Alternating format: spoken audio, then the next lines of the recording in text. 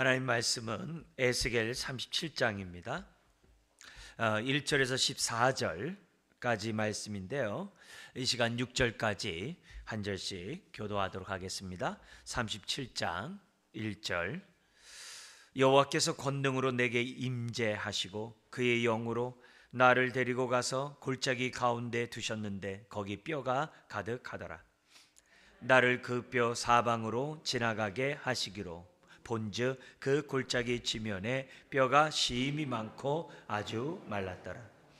그가 내게 이르시되 인자야 이 뼈들이 능히 살 수 있겠느냐 하시기로 내가 대답하되 주 여호와여 주께서 아시나이다. 또 내게 이르시되 너는 이 모든 뼈에게 대언하여 이르기를 너희 마른 뼈들아 여호와의 말씀을 들을지어다. 주 여호와께서 이 뼈들에게 이같이 말씀하시기를 내가 생기를 너희에게 들어가게 하리니 너희가 살아나리라. 너희 위에 힘줄을 두고 살을 입히고 가죽으로 덮고 너희 속에 생기를 넣으리니 너희가 살아나리라. 또 내가 여호와인 줄 너희가 알리라 하셨다 하라. 아멘. 이 37장에 나와 있는 내용은 크게 두 부분으로 나눠져요. 1절부터 4절 우리가 오늘 보고자 하는 내용은 뭐냐면은 하나님의 영이 임함으로 마른 뼈인 백성이 살아날 것을 우리 하나님께서 말씀하시는 내용입니다.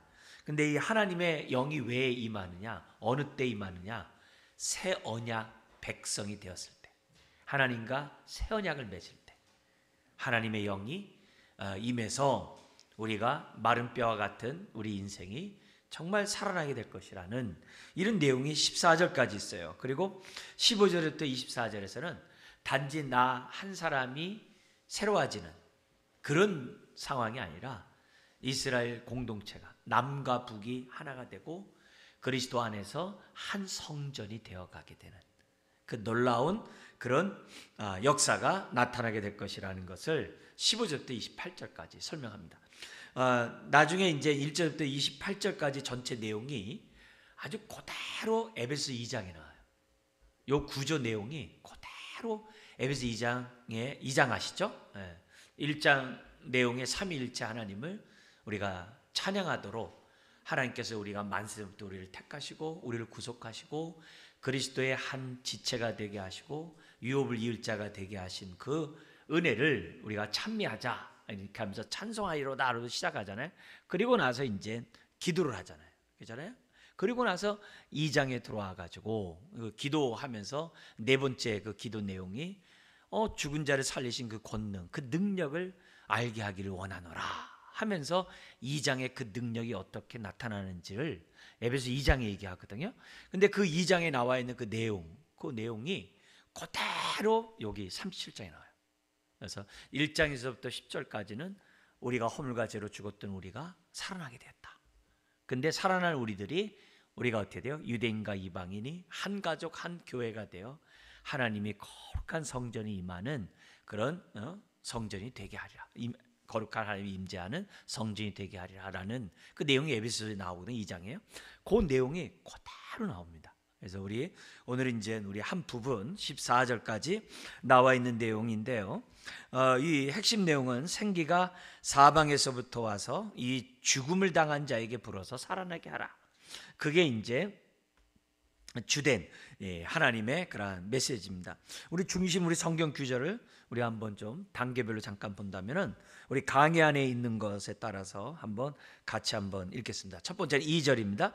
나를 그 뼈 사방으로 지나가게 하시기로 본즉 그 골짜기 지면에 뼈가 심이 많고 아주 말랐더라. 도대체 소생할 것 같지 않은 아주 마른 뼈, 그 모습을 에스겔이 봅니다. 하나님이 보게 합니다. 그게 이제 이스라엘의 현 주소라는 거죠.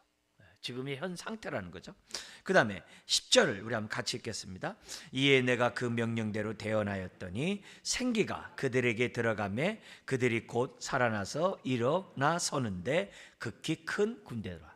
처음에 얘기할 때는 사람이 됐는데 그 안에 생기가 없었더라 그래요. 그래서 또다시 명령하라고 했더니 생기가 들어가자 하나님의 큰 군대가 되게 했다라고 하는 놀라운 역사가 이제 나타납니다. 10절에. 그리고 나서 이제 이 설명 11절 14절에 그 설명에 나오는 부분 중에 끝부분인데요. 14절 읽겠습니다. 내가 또 내 영을 너희 속에 두어 너희가 살아나게 하고 내가 또 너희를 너희 고국 땅에 두리니 나 여호와가 이 일을 말하고 이룬 줄을 너희가 알리라. 아멘이죠. 자, 이런 가운데 우리 전반부 1절부터 14절 두 부분으로 또 나눠져요. 1절부터 10절에서는 마른 뼈가 살아나는 환상, 그리고 11절 14절 그 환상에 대한 해석, 이게 어떤 의미가 있느냐인지를 11절부터 14절에 이제 설명하고 있습니다. 자, 이 내용을 좀 더 우리 나눠 가지고 1절 10절에 나와 있는 내용을 또 세 부분으로 나눠서 잠깐 보도록 할게요. 먼저 1절 3절입니다. 여호와께서 권능으로 에스겔에게 임재하시고 여호와의 영으로 데려가신 곳이 어떤 곳이냐? 1절 3절에 나오고 있습니다. 거기 1절에 보니까는 한 골짜기에 두었는데 거기 뼈가 가득하더라. 2절에 보니까는 나로 하여금 지나가게 하셔서 주변에 보니까, 좌우를 보니까 그 골짜기 지면에 뼈가 심이 많고, 근데 갓 죽은 뼈가 아니라 아주 말랐더라. 정말 오래된, 도대체 이제 다시 소생할 수 없는 아주 그런 모습이라는 것을 보게 한 거죠. 어떤 생명도 있을 수 없는 그런 모습이죠. 3절에 또 그러면서 뭐냐면 그가 내게 이르시되 인자야 이 뼈들이 능히 살 수 있겠느냐 했을 때 자기 대답은 주 여호와여 주께서 아시나이다. 본인은 믿을 수가 없는 그런 상황이겠죠. 그러나 하나님은 하실 수 있는 거니까 이런 이 표현을 하게 됩니다. 자, 여기에 대한 이 해석은 이제 11절부터 14절에 나와 있는 그 하나님의 해석을 근거로 제가 먼저 말씀드린다고 한다면은 이 생수의 근원이신 하나님을 떠나서 스스로 생수를 얻고자 웅덩이를 팠지만 터진 웅덩이와 같다라고 에레미야가 선포했죠. 에레미야 2장 13절에서요. 선포했잖아요. 그 내용처럼 여기서는 뭐냐면 에스겔에서는 이 하나님을 떠나 우상 숭배한 그들의 삶은 마른 뼈와 같다는 거예요. 그 얘기예요. 하나님의 생수의 강이신 하나님을 떠났는데 어떻게 살아날 수 있겠어요? 그래서 여기 이 1절 3절에 나와 있는 것은 우상 숭배를 함으로 오히려 뭐예요? 영이 바짝 말라버린 그런 영적 상태가 되었다는 것을 하나님이 이런 것들을 통해서 보여주고 있는 거죠. 그러니까 결국 우상이 어떤 존재예요? 생명이 없잖아요. 생기가 없잖아요. 우상은. 그죠? 그러니까 그 우상처럼 생명 없는 존재로 아주 변해버린 그 포로 공동체의 영적 상태, 그 실상을 하나님이 지금 보게 하는 거죠. 호흡은 하겠죠. 육적인 몸을 갖고 호흡은 하겠죠. 소리는 내겠죠.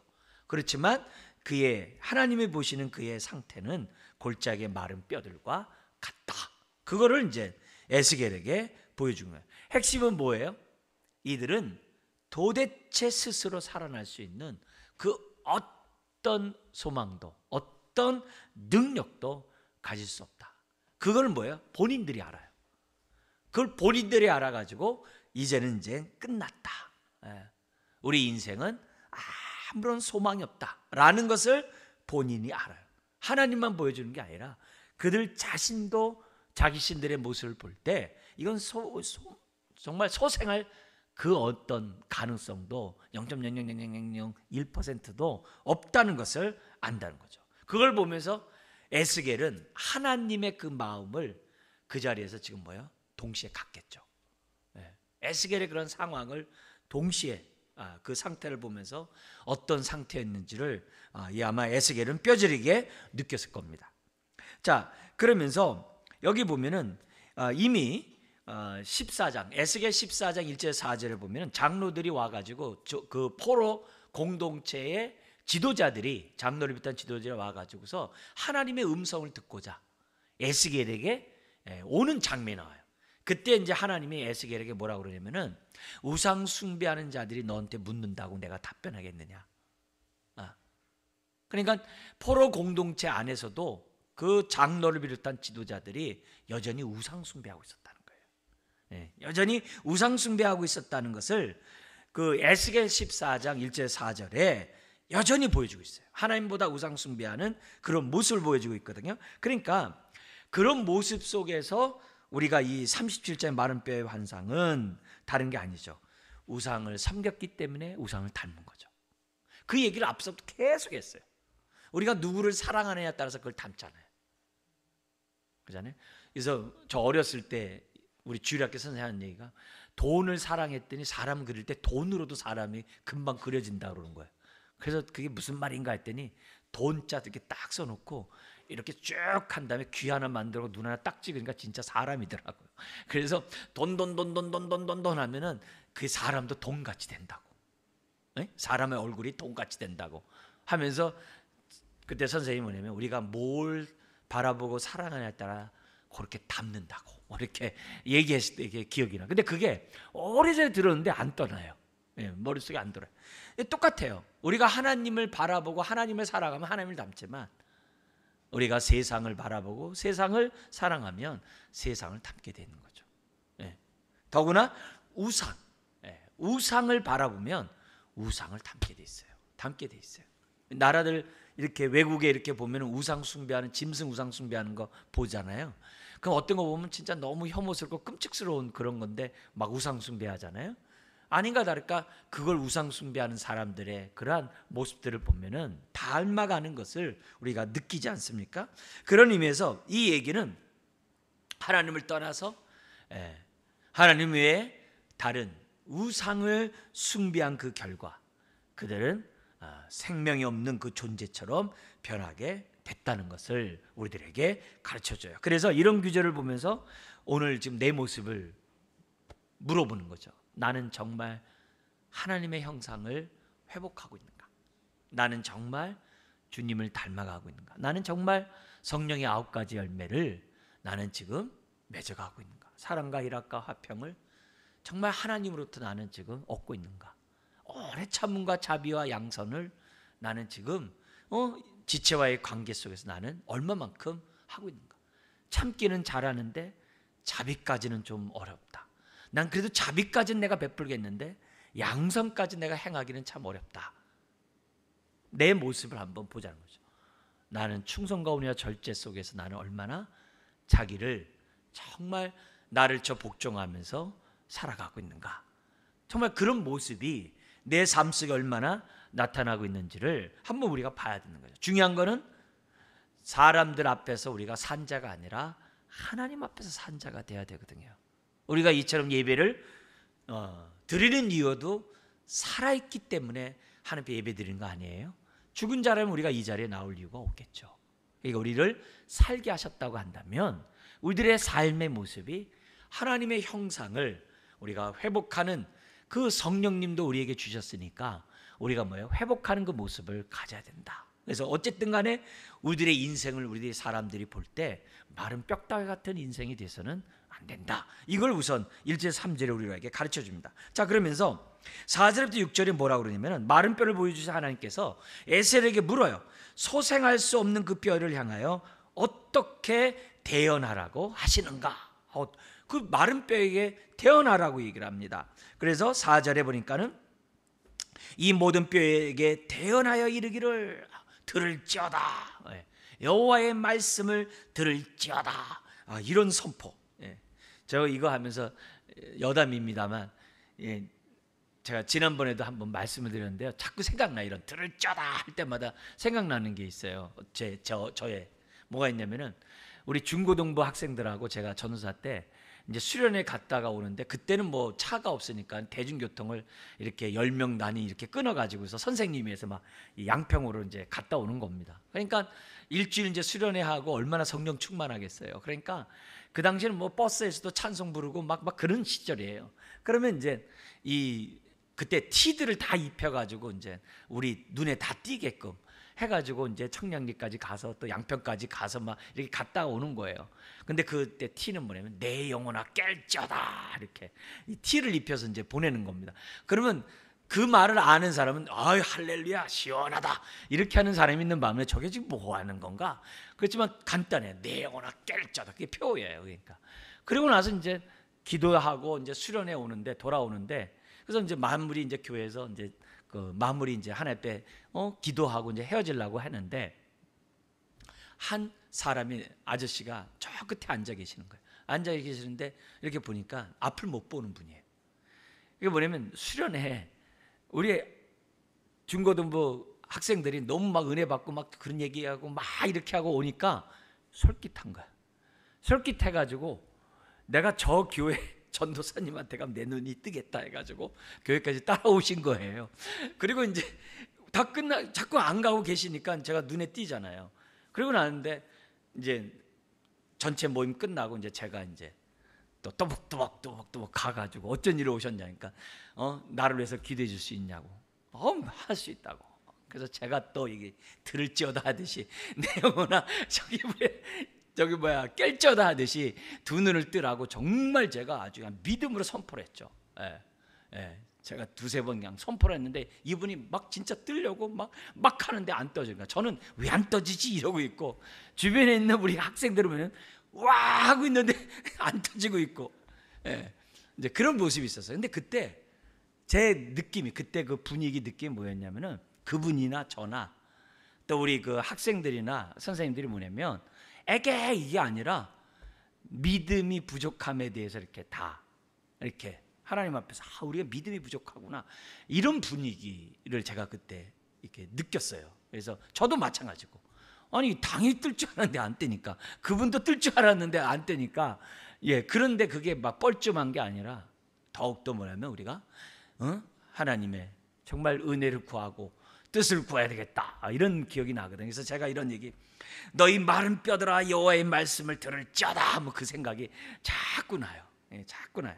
그래서 그만큼 말씀의 권세를 믿고 정말 우리가 살아가는 정말 저희들이 됐으면 저와 여러분들이 됐으면 참 좋겠어요. 자 그러면서 뭐라고 그러냐면은 5절에 주 여호와께서 이 뼈들에게 이같이 말씀하시기를 내가 생기를 너희에게 들어가게 하리니 너희가 살아나리라. 생기를 그러니까 이런 걸 구절 보면 제가 그 뒤에 생각나는 거죠. 그냥 눈 뜨게 하는 게 아니라 그냥 성령님 그 속에 그냥 확 들어가셔가지고 확 그냥 해달라고 이렇게 했었으면 더 좋았을 텐데 이 5절을 이걸 몰라가지고 그냥 눈만 뜨게 하려고 막 했던 제 기억이 나서 지금 여러분 말씀드리는 겁니다. 그래서 6절에 너희 위에 힘줄을 두고 살을 입히고 가죽을 덮고 너희 속에 생기를 넣으리니 너희가 살아나리라. 또 내가 여호와인 줄 너희가 알리라 하셨다 하라. 이 말씀의 이 선포를 보세요. 여러분 하나님의 말씀하면 그대로 되잖아요. 그게 창세기 1장이잖아요. 그잖아요. 말씀하심에 그대로 되니라. 그잖아요. 더구나 신약에서도 마찬가지예요. 말씀이 육신이 되어 이 땅에 오신 우리 주님이 선포하면 그대로 되잖아요. 바다를 꾸짖어 그잖아요. 죽은 자를 나오라고 나사로야 다 모든 게 말씀하면 그대로 이루어지는 것을 성경 우리들에게 가르쳐요. 그러니까 계시의 말씀이죠. 그러니까 우리가 그 말씀에 아멘하는 거고 왜요? 그래야 허물과 죄로 죽었던 저와 여러분들이 살아나는 거거든요. 그러니까 이 하나님의 말씀이 내가 너에게 이른 말이 영이요 생명이다. 살리는 것은 영이니 그랬으니까 우리가 그 말씀을 믿고 우리가 선포하고 아멘으로 받는다면 그게 영생이죠. 그런 게 어디 있어요? 그럼 거듭나지 않은 사람이죠. 우리가 말씀으로 우리가 거듭났는데 거듭나는 게 뭐예요? 허물과 죄로 죽었던 우리가 살아난 건데 우리가 마귀잔에서 하나님의 자녀로 신분이 변화된 건데 그렇게 그게 하나님의 말씀이거든요.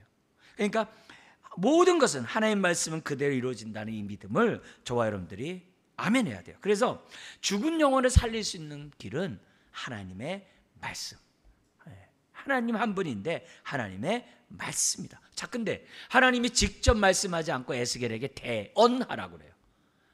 그래서 옛날에는 선지자를 갖다 대언자라고 그랬어요. 옛날 성경 우리나라 처음에 나올 때. 그러니까 이 대언하는 자가 이런 확신을 가지고 우리가 선포해야 되고 대언하는 자가 말씀의 권세를 우리가 인정하지 않으면 어떻게 하겠어요? 근데 말씀의 권세가 되려면 성령이 역사해야 되거든요. 보혈의 능력이 나타나려면 성령이 역사해야 되거든요. 예수의 이름의 권세, 그 성령이 없이는 안 되거든요. 말씀의 권세가 나타나려면 우리가 뭐예요? 성령이 역사해야 되는 거거든요. 그래서 우리들이 정말 하나님이 대언하는 에스겔에게 말씀해요. 네가 선포하면 살아나리라. 그렇게 한 거예요. 하나님이 하면 뭐 당연히 보면 되죠. 근데 하나님은 에스겔을 통해서 말씀하시는 거예요. 그렇기 때문에 오늘 우리가 말씀을 대하는 저와 여러분들이나 말씀을 선포하는 저와 여러분들이나 하나님 말씀으로 사람들에게 전도하고 사람들에게 권면할 때마다 우리들이 가져야 될 자세는 뭐냐면 말씀이 선포되는 곳에 살아나는 역사가 일어난다 라는 확신을 가지고 우리가 선포하고 또 우리도 뭐예요? 하나님 말씀을 아멘으로 받는 저와 여러분들이 되어야만 하는 거죠. 이것이 말씀을 대하는 저와 여러분들이 가져야 될 태도를 하나님이 지금 에스겔을 통해서 우리들에게 보여줍니다.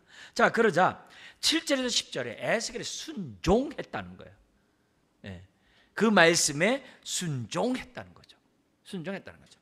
예수님이 마태복음 10장에 제자들을 파송하면서 무슨 권세를 줘요? 하나님 말씀을 선포할 수 있는 권세를 위임하잖아요. 권세를 위임하잖아요. 위임해가지고 그 제자들을 갖다가 파송하는 장면이 나오거든요. 마태복음 10장에 나오거든요. 그러니까 그렇듯이 하나님이 어떻게 돼요? 제자들에게 선포된 그 기록된 말씀이 오늘 우리들에게 전달되어서 그 계시의 그 완성된 우리 이 신약 성경의 이 신구약 성경입니다만 그 계시의 말씀을 오늘 우리들이 붙잡고 이것이 오늘의 말씀이 되게 해달라고 우리는 뭐예요? 기도하면서 하나님 말씀을 받는 것 아닙니까? 여기서 에스겔이 하나님 말씀에 순종해서 대언했더니 어떤 일이 벌어지느냐? 7절 8절에 보니까 죽었던 자들이 살아나는 거예요. 그래서 거기 7절 우리 한번 같이 읽어볼까요?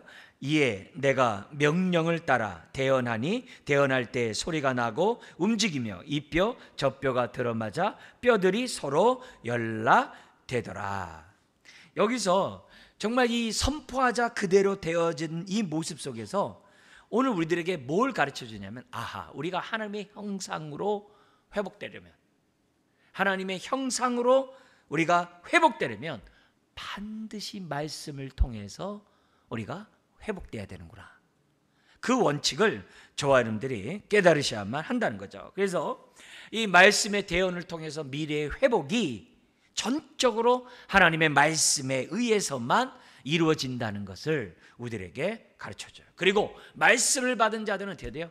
회개하고 회개하고 하나님 말씀에 반응해야 한다는 것을 우리들에게 가르쳐줘요. 그래서 회개할 때 너희가 성령이 너에게 임하리라. 사도행전 2장의 그 메시지가 동일하게 여기서도 우리들에게 나타나고 있는 거죠.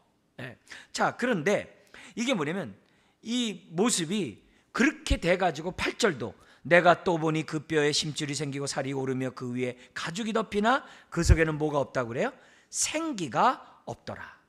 생기가 없다. 생기가 없다라는 이 표현 자체가 에스겔에서는 또 에레미야나 하박국에서는 그러니까 결국 성경이죠. 성경에서는 그곳에 생기가 없다라는 이 표현은 우상을 표현할 때 쓰는 표현이에요. 우상을 표현할 때 쓰는 표현이에요. 그러니까 영적으로 아무 죽어있는 겉으로 육은 살아있지만 호흡하지만 정말 그 속에 생기가 없는 것은 마치 우상 단지와 같은 그 형태를 얘기할 때 우상을 얘기할 때 쓰는 용어를 여기에 그대로 사용하고 있어요. 가장 대표적인 것이 뭐냐면은 에레미야 10장 14절 15절이에요. 에레미야 10장 14절 15절에 보면은 이 에레미야를 통해서 말씀하시는 부분이 뭐냐면 우상 그 속에는 생기가 없으며 그것들은 헛것이요 그랬어요. 사람이 만들어놔도 거기에 생기가 없다는 거죠. 근데 그 돌에다가 왜 우상하냐, 우상 숭배하냐 얘기해요. 그런 얘기할 때 에레미야가 그 속에 생기가 없고 그것들은 헛것이요라고 딱 얘기해요. 하박국에서 나와요. 하박국 2장 19절에서도 그 속에는 생기가 도무지 없느니라. 우상들에게 대한 그 표현은 뭐냐면 생기가 없다는 거죠. 생기가 없다고 그래요. 딱 얘기해요. 그러니까 결국 이 이스라엘 백성인 포로 공동체가 그들이 어떤 상태가 되었냐? 생기 없는 존재. 그 말을 다른 말로 하면 아까 앞에서 제 서두 얘기한 것처럼 뭐 얘기해요? 우상을 닮은 그 존재와 다를 바가 없는 그 상태가 되었다는 것을 우리들에게 보여주고 있어요. 자, 근데 여기 보면 생기라는 단어가 14절에 우리 하나님이 해석을 했어요. 내가 또 내 영을 너희 속에 두어 그랬어요. 그 생기가 내 영이라고 그랬어요. 그럼 무슨 말이에요? 성령이라는 말이겠죠. 이 생기라는 이 단어가 영이에요. 예. 히브리 말로 그냥 르아우를 그냥 썼어요. 그 영을. 근데 우리는 지금 생기로 지금 번역을 했는데 요 생기가 하나님이 뭐라면 내 영이라고 했어요. 그러니까 성령님이죠. 그러니까 마른 뼈에 생기가 없다는 것은 성령이 안 계신 그 모습이에요. 근데 그 모습은 그냥 육체의 모습은 그냥 우상단지와 다를 바가 없는 정말 비참한 모습이라는 거죠. 이 말 다른 말로 하면 무슨 말이냐면 사람이 살아있다고 사람이 아니라는 거예요. 성령이 없으면 사람이 아닌 거예요. 네. 하나님이 우리들에게 원하시는 사람이 아니에요. 우리에게는 육이 다가 아니라 우리 안에 정말 하나님의 영이 있느냐 없느냐가 중요한 거거든요. 지금 그것을 보여주고 있어요. 이 얘기는 우리의 삶도 똑같아요. 우리의 삶이 그냥 나의 스케줄에 따라서 분주하게 살아가고 열심히 살아가고 그게 능사가 아니라 내가 생활하는 그 모든 것에 성령이 동행하는가, 성령님이 함께 하느냐 안 하느냐가 중요하다는 거예요. 사는 게 아니라는 거예요. 바울도 이런 표현을 많이 썼어요. 살은 자 같으나 죽은 자요, 죽은 자 같으나 산 자라고, 무명한 자 같으나 유명한 자요, 유명한 자 같으나 무명한 자요. 그런 표현을 많이 썼어요. 우리가 하나님 앞에서 산 자로, 우리 주일날은 뭐였어요? 하나님 앞에서 큰 자가 되자. 누구예요? 섬기는 자가 큰 자다. 섬기는 자가 큰 자다. 그런 것처럼 우리가 하나님 앞에서 산 자가 되려면은 다른 거 없어요. 성령에 이끌리는 저와 여러분들, 성령님이 함께하는 인생이 산 자라는 거죠. 외모가 멋있고 아름답고 좋고 그런 거 중요하지 않아요. 우리 주님은 우리 이사야서에서 53장에 얘기한 것처럼 그 뭐 4개 우리 종의 노래에서 다 살펴본 것처럼 볼품이 하나도 없어요. 예수님과 대화했던 그 바리새인들이 물었을 때 너희 조상 아브라함 나보고 즐거워했다니까 네 나이 50도 안 됐는데 뭘 그렇게 저가냐. 30살밖에 안 됐는데 50살까지 보는 그런 그 외모가 정말 볼품이 없는 모습이거든요. 잘못 모르게. 그 얘기는 그런 게 중요하지 않다는 거예요. 하나님 앞에서는 영이 있느냐 없느냐. 그래서 로마서 8장에 중요한 구절 있잖아요. 그 8장 그 구절에 만일 너희 속에 하나님의 영이 거하시면 너희가 육신에 있지 아니하고 영에 있나니 누구든지 그리스도의 영이 없으면 그리스도의 사람이 아니라. 그러면서 8장 11절에 성령이 너희를 죽은 자 가운데서 살리리라. 거기서도 로마서 8장에서도 성령 없이는 아무것도 아니라는 거예요. 그리스도의 영이 없으면 하나님의 사람이 아니에요. 오늘 우리들이 중요한 것은 정말 우리가 거듭났다 끝나는 게 아니라 내가 성령의 인도 속에서 얼마나 내가 살아가고 있는가. 내 안에 성령이 계시는 건 두말할 것도 없고 내 삶 속에 얼마나 성령의 인도를 받느냐, 그게 이제 중요하다는 것을 하나님 우리들에게 보여줘요. 그러니까 내 속에 생기가 있는가, 그거죠. 내 속에 생기가 있는가. 오늘 내가 정말 생기가 있는 증거가 뭐예요? 말씀에 얼마나 순종하고 살아가고 있는가. 내가 얼마나 옛사람을 벗어버리고 하나님을 향하여 내가 살아가고 있는가. 그게 생기가 있느냐 없느냐를 우리가 아는. 왜냐하면 로마서 8장 13절에 그랬잖아요. 육체 행실을 죽이라 성령으로, 그러면 너희가 살리라. 그러니까 육체 행실을 죽이는 것에 순종이 있잖아요. 그렇잖아요. 그러니까 그런 삶이 생기가 있느냐 없느냐를 우리들에게 보여주고 있는 거죠. 자, 그러면서 9절 10절에 얘기합니다. 또 명령해요. 생기가 들어가라. 하면서 우리 한번 9절 10절 같이 읽겠습니다. 또 내게 이르시되 인자야 너는 생기를 향하여 대언하라. 생기에게 대언하여 이르기를 주 여호와께서 이같이 말씀하시기를 생기야 사방에서부터 와서 이 죽음을 당한 자에게 불어서 살아나게 하라 하셨다 하라. 이에 내가 그 명령대로 대언하였더니 생기가 그들에게 들어가매 그들이 곧 살아나서 일어나 서는데 극히 큰 군대더라. 할렐루야죠. 그러니까 요 규절이 지금 방금 이 규절은 36장 우리 지난번에 봤던 36장 후반부 16절에서부터 38절에 나와 있는 내용과 지금 뭐예요? 그대로 지금 다시 한번 반복하고 있어요. 그 가운데 거기 보면은 그 26절 27절에 우리 하나님께서 25절에 물로 깨끗하게 씻은 다음에 그 다음에 26절에 뭐냐면 새 영을 그들에게 주고 새 마음을 주어서 굳은 마음을 제하고 부드러운 마음을 줄 뿐만이 아니라 27절에 뭐래요? 내 영을 성령을 너희 속에 두어 너희로 내 율례를 행하게 하리니 너희가 내 규례를 지켜 행하리라. 성령이 오신 목적이 뭐라고요? 순종하는 인생이 되게 하리라. 새 언약 백성답게 살게 되리라. 그 얘기를 했어요. 성령이 오신 목적이 순종이라고 그러는 거예요. 그러니까 요 규절을 지금 여기 9절 10절에서 그대로 지금 다시금 반복하고 있는 것을 보게 됩니다. 그래서 결국 이 메시지는 뭐냐면 죽은 자가 살아나는 길은 성령이 역사하는 것밖에 없다는 거예요. 성령이 역사해야지만이 우리가 죽은 자 가운데서 살아나는 존재가 된다는 것을 우리들에게 가르쳐줘요. 그래서 우리들이 가끔 이런 얘기 많이 하잖아요. 이름만 그리스도인이라고, 무늬만 그리스도인 이런 말 하잖아요. 그런 말 왜 하는 거예요? 성령의 인도를 받지 않기 때문에. 그 속에 생기가 없는 사람 같으니까 우리가 그런 표현을 쓰고 있는 거거든요. 그러면 오늘 우리들이 이런 성령을 받으려면 어떻게 해야 돼요? 그건 사도행전 2장에서 우리가 가르쳐줬던 그 말씀을 기억해야 돼요. 다른 거 없어요. 내가 얼마나 철저하게 회개를 했느냐 그거예요. 허물과 죄로 죽었던 자임을 내가 알고 회개했냐 이게. 내가 옛날에 내가 정말 화려하면 화려한 대로 좋으면 좋은 대로 그 삶이 사실은 허물과 죄로 죽었던 삶이었다는 것을 내가 알고 회개했냐 이거죠. 그게 굉장히 중요해요. 뿐만 아니라 오늘 내가 신앙에 자라가면 자라갈수록 과거에 내가 미처 회개하지 않고 미처 내가 깨닫지 못했던 그 숨겨놨던 죄악들이 보이냐 이게요. 그게 있어야 돼요. 그게 시편 19편이에요. 뭐냐면 하나님 앞에 회개한 다음에 더 이상 나는 회개할 게 없다 이렇게 하면 안 되거든요.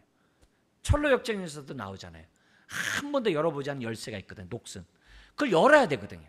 그거는 하나님이 성령님이 역사해 줘야 내가 숨겨놓은 죄악들을 내가 보게 되고 이것도 죄입니까? 라고 깨달아야 되게 되는다 이거죠. 왜요? 하나님께 가까이 가니까. 그래서 우리가 내가 주님을 믿기 전에 내가 허물과 죄로 죽었던 자였구나. 그래서 에베소 2장 1절 3절인 것처럼 마음과 육신이 원한 대로 내가 하고 싶은 대로 살았구나. 그게 허물과 죄로 죽었던 나의 실상이었구나. 이걸 우리들이 회개해야 돼요. 그리고 신앙생활하면서 계속 그런 것들이 떠오를 때마다 성령님이 깨닫게 하신 은혜 속에서 계속 회개해야 돼요. 그래야 옛습관에서 벗어나요. 그렇지 않으면 신앙생활하면서 옛습관을 그대로 답습하고 있어요. 내가 마른 뼈였다는 사실을 우리들이 깨달아야 돼요. 그리고 그것을 우리들이 해결해야 돼요. 그래서 끊임없이 우리들이 정말 성령 의지하면서 살아가면서 주님을 안 만큼 죄가 보이거든요. 주님을 안 만큼 죄가 드러나거든요. 그런 모습이 나에게 지금 있냐 이게 있다면 그거는 내가 생기가 있는 인생이에요.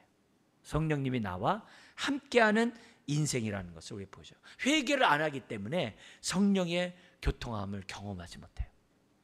회개할수록 우리가 성령의 교통함을 저와 여러분들이 경험해요. 성령을 의지하고 스스로 웅덩이를 파려고 하지 않아요. 생수의 근원이신 하나님을 떠나서 생수로 그저 스스로 웅덩이를 파질 않아요. 왜요? 그 웅덩이는 터진 웅덩이인 걸 이미 알거든요. 왜? 지난날의 마른 뼈다귀의 삶에 족하다 이게요. 그거를 우리들이 지금 이런 본문을 통해서 저와 여러분들이 생각하고 이렇게 기억해야 돼요. 자, 그러면서 여기에 대한 해석을 우리 주님이 11절 14절에 합니다. 마른 뼈 환상에 대한 해석을 보면요, 11절에 백성들 자기들 자신들은 소망이 없는 자라는 것을 알고 인정을 해요. 이게 있어야 돼요. 우리 11절 같이 한번 읽어볼까요? 또 내게 이르시되 인자야, 이 뼈들은 이스라엘 온 족속이라. 그들이 이르기를 우리의 뼈들이 말랐고 우리의 소망이 없어졌으니 우리는 다 멸절되었다 하느니라. 이제는 안 돼. 이제는 다 끝났어. 다 틀렸어.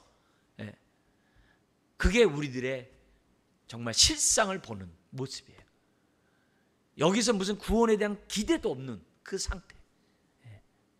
근데 이런 자에게 웬 은혜입니까? 생기가 임하는 거죠. 하나님의 말씀이 임하는 그 모습이에요.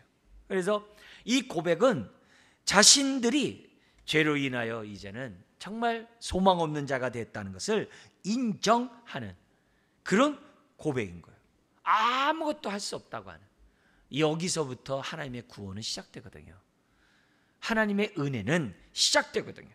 그래서 우리가 이런 메시지 속에서 우리가 나의 과거뿐만 아니라 지금도 불신자인 나의 정말 가족에 믿지 않는 그 내 가족을 보더라도 마른 뼈로 볼 수 있는 우리들이 돼야 돼요.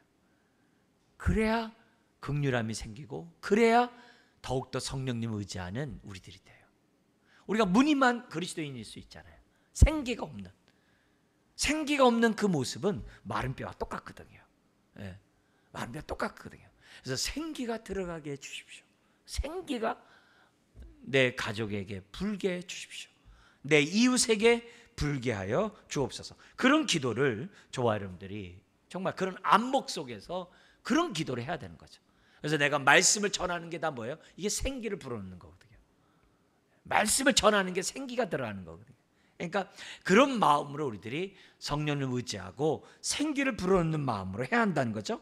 그리고 12절에 그러나 하나님은 에스겔에게 내 백성에게 소망을 주라고 명령합니다. 어떤 소망입니까? 한번 읽어볼까요? 그러므로 너는 대언하여 그들에게 이르기를 주 여호와께서 이같이 말씀하시기를 내 백성들아 내가 너희 무덤을 열고 너희로 거기에서 나오게 하고 이스라엘 땅으로 들어가게 하리라. 바벨론 포로에서 내가 너희를 건져와서 본토로 다시금 내가 들어가게 하리라 하면서 소망을 주라는 거죠. 어떻게 그게 가능하냐? 소망을 주라는 거죠. 그래서 나사로가 어떻게 돼요? 나오게 함으로써 사람들에게 무슨 소망 주는 거예요? 다시 살아날 부활에 대한 소망을 주잖아요. 부활의 소망을 주잖아요. 그런 소망을 가지라는 거죠. 가지라는 거죠. 그러니까 이게 얼마나 중요한지 몰라요. 인생 가만히 보면요, 가만히 이렇게 보면 요즘에 뭐 우리나라에서도 쓰는 게 뭐냐, 꺾이지 않는 마음 뭐 이런 것부터 얘기하고 어떻게 하든지 간에 살아나야 된다, 버텨야 된다, 그게 중요하다. 이게 지금 우리가 사는 시대에 많이 나오는 그런 용어들이에요. 그렇게 얘기하거든요. 근데 거기에서 결국 뭐예요? 모아놓으면 뭐예요? 소망 잃지 말라는 거거든요. 사람이요, 소망을 놓는 순간 그냥 무덤이 돼버리는 거예요. 그냥 마른 뼈가 되는 거예요. 어쨌든 간에 소망을 놓으면 안 돼요. 근데 더구나 우리 하나님 우리의 소망을 주시잖아요. 그렇잖아요. 위로만 주는 게 아니라 소망을 주시잖아요. 그렇죠? 그렇기 때문에 우리들이 신앙생활할 때 주님을 바라볼 때마다 소망이 있고요. 더구나 내 안에 성령님이 계시잖아요. 성령님이 계시잖아요. 그 성령님이 내 안에서 뭐예요? 마른 뼈도 살아나게 하시는 그 생기를 나에게 불어줄 줄 믿습니다. 그걸 우리가 봐야 되는 거죠. 그래서 13절에 내 백성들아 내가 너희 무덤을 열고 너희로 거기에서 나오게 한즉 너희는 내가 여호와인 줄 알리라. 할렐루야.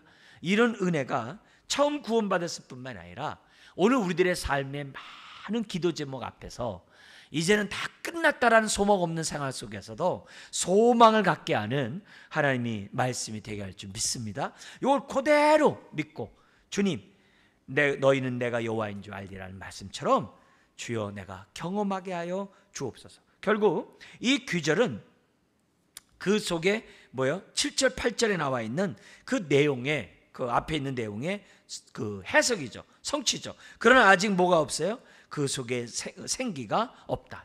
그러니까 뭐냐면 바벨론 포로로 끌려간 자를 본토로 데려온다고 능사가 아니에요. 본토로 데려와도 그 새 영과 새 마음과 성령이 없으면 똑같이 옛사람들 또 그대로 사는 거거든요. 그러니까 뭐예요? 근본을 바꿔버려야 되거든요. 그러니까 그 다음에 나오는 게 뭐냐면 14절이에요. 우리 한번 같이 한번 읽겠습니다. 내가 또 내 영을 너희 속에 두어 너희가 살아나게 하고 내가 또 너희를 너희 고국 땅에 두리니 나 여호와가 이 일을 말하고 이룬 줄을 너희가 알리라. 여호와의 말씀이니라. 할렐루야. 그러니까 결국 성령님이에요. 본토로 돌아가도 성령이 없으면 아무 소용이 없어요. 또다시 우상숭배예요. 우상숭배예요. 그러니까 결국 뭐냐면 그들에게 돌아갈 때 완전히 새로운 피조물로, 새로운 존재로 만들어서 가나안 땅에 들어가게 했다는 거예요. 그래야 그 땅에 뭐가 없어져요? 가시와 엉겅퀴가 나지 않는 에덴 동산이 되는 거예요. 36장에 나온 얘기예요. 에덴 동산이 되게 한다는 거예요. 다른 말로 하면 성령을 통해서 더 이상 하나님을 떠나서 우상 숭배하지 못하는 그런 존재로 만들어서 가나안 땅에 들여버리겠대요. 그걸 우리 표현을 쓴다면은 더 이상 죄를 짓지 않는 백성이 되게 해서 하나님의 언약의 축복을 누리도록 해주겠다는 거예요. 뭐가요? 성령님이. 성령님. 죄 안 져요? 그러니까 네, 안 진다는 거죠. 자꾸 회개하는데요. 근데 점점 덜 짓게 되고 점점 히브리서 12장처럼 피 흘리기까지 싸우게 되고 점점 어떻게 돼요? 옛 습관이 변하여 하나님의 습관으로 이렇게 새로운 습관으로 우리들이 바꿔가는 우리들이 되는 거죠. 그러니까 우리들의 신앙생활들이 다 뭐예요? 갓길로 안 가고 주님이 가는 그 의의 길로 따라가는 인생이 되다 보니까 우리들이 뭐예요? 그만큼 정말 우리가 죄를 덜 짓고 하나님 앞에 나아가는 그런 사람이 된다는 거예요. 이게 뭐냐면 성령을 주신 이유가 뭐라고요? 더 이상 죄 짓지 않도록. 그러니까 로마서 아까 말씀드린 것처럼 8장 13절에 성령으로 몸의 행실을 죽이라. 그래야면 너희가 살리라. 죽일 수 있는 능력을 우리에게 주시고 죽이라는 거죠.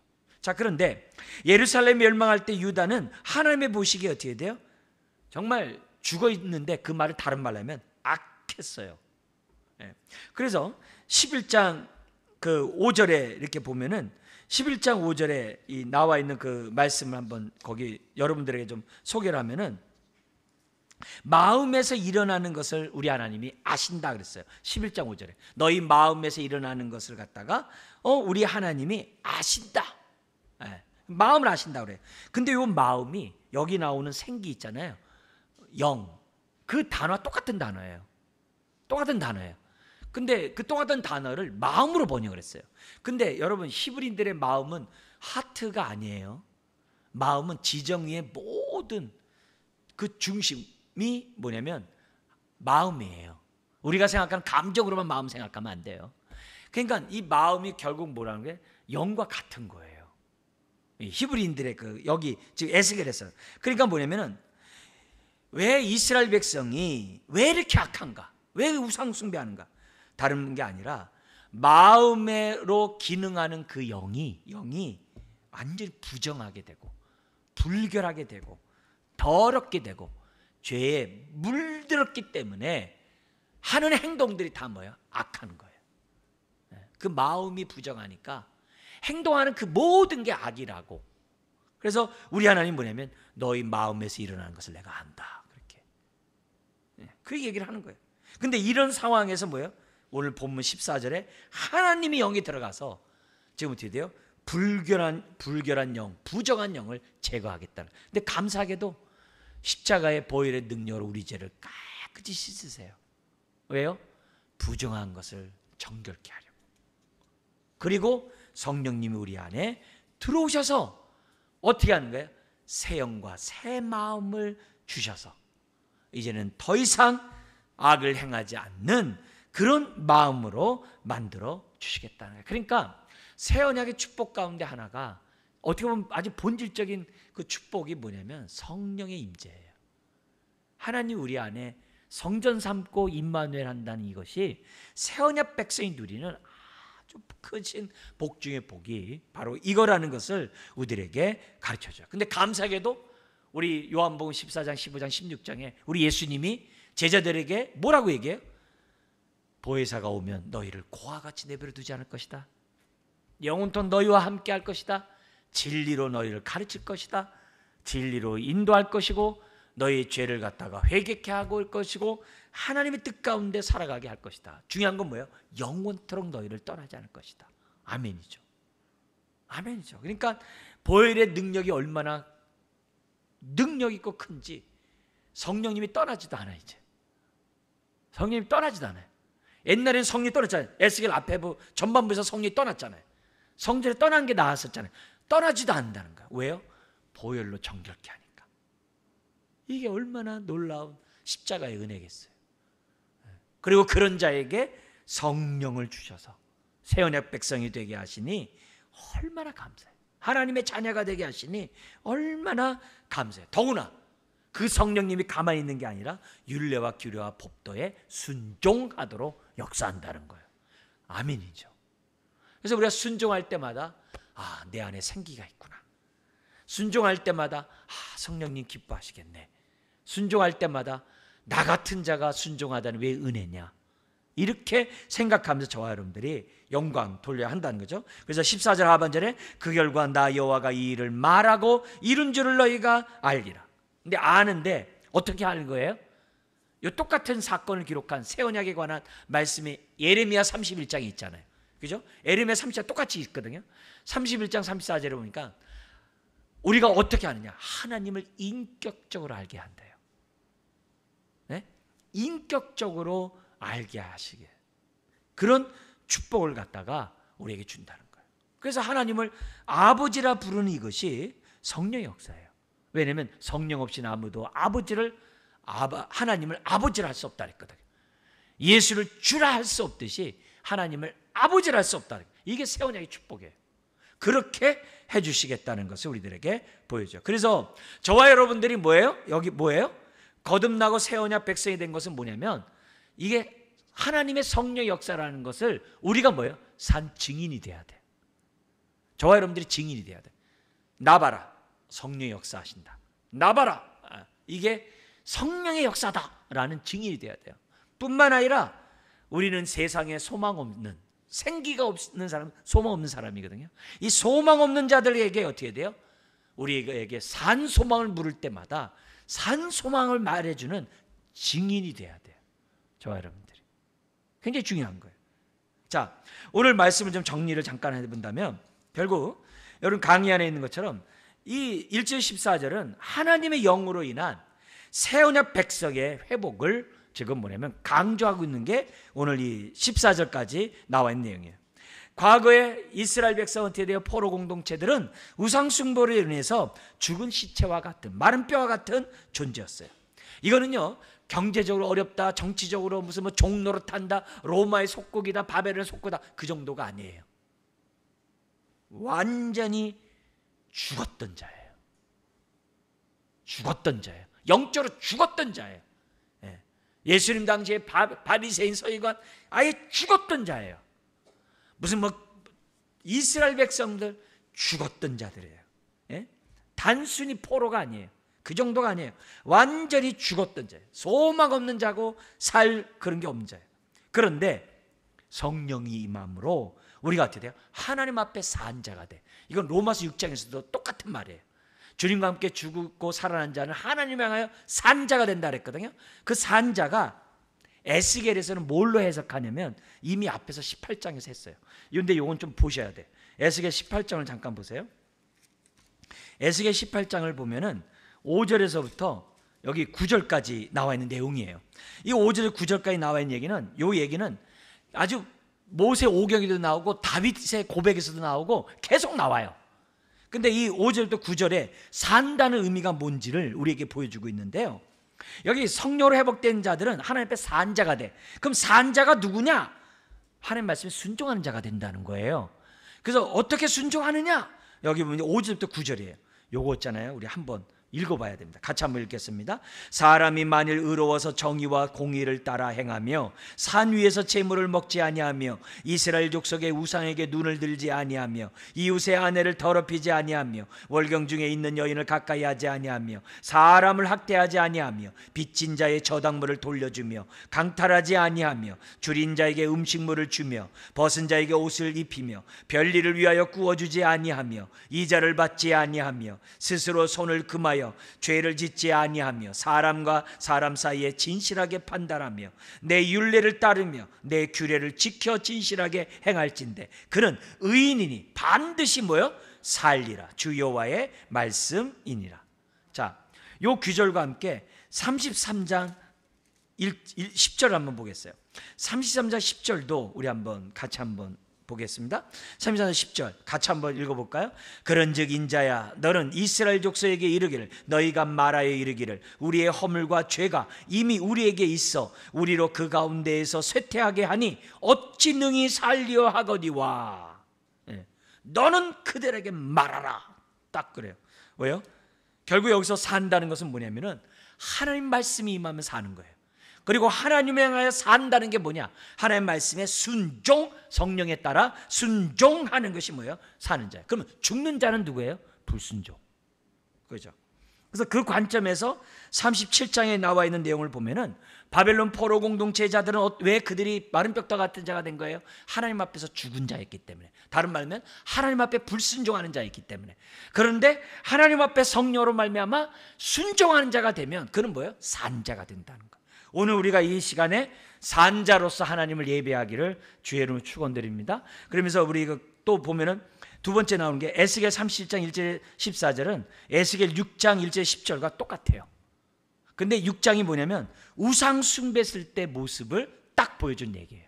그러니까 결국 왜 이들이 이렇게 됐느냐? 우상 숭배해가지고 이렇게 됐다는 거예요. 그 다음에 세 번째, 그런데 1절에서 14절에 마른 뼈들의 생기가 들어가는 모습은 어디서 보냐면요, 창세기 2장 7절에 하나님이 사람을 흙으로 빚어놓고 그 코에 생기를 불어넣으니 어떻게 돼요? 사람이 생영, 살아있는 영이 된지라 그랬거든요.